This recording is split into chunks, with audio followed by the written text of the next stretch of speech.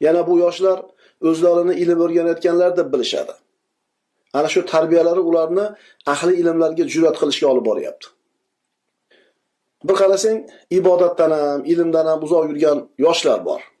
Ko'chadagi yoshlarga qarasang, ular ilm ahllariga nisbatan bunaqa odobsizlikni qilishmaydi. Bular ishi bilan, tijorati bilan, boshqa narsalar bilan ovora. Ammo domlalarni ko'rganda o'zini tuzatib oladi. Bir chetga o'tib turadi, gapirmay turadi. Xullas, odobni ko'rsatishga harakat qiladi. Lekin domlalarga behurmatlik qilmaydi. Buni o'zingizlar ham bilasizlar. Ayrim yoshlar, hammasi emas albatta, olgan qo'sh tirnoq ichidagi ta'lim natijasida ilm ahllarini pisand qilmay qo'yganini ko'ryapmiz.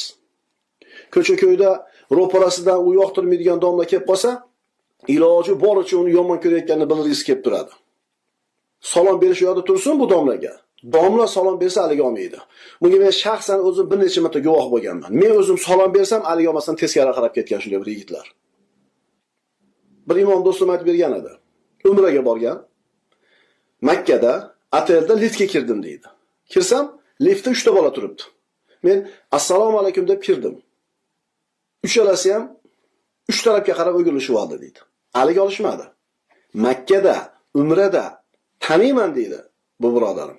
Ular ham meni tanishadi. Juma ma'ruzalarga kelib turishadi masjidimizga. Orqamda namoz o'qishar edi.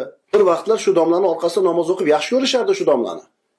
Ammo keyin olgan ta'limi ularni mana shu domlaga salomiga alik olmaydigan qilib yubordi. Salom berish sunnat akalar. Alik olish vojibmidi? 4 ta 5 ta odam zo'rg'a sig'adigan liftda salomda eshitmay qolishi mumkinmi? Ha, endi yaxshi yomon qilib qo'yamiz endi. Ehtimol uchalasi ham kar bo'lsa kerak edi. Nima sababdan bular mana shunday yomon holatga kelib qolishdi?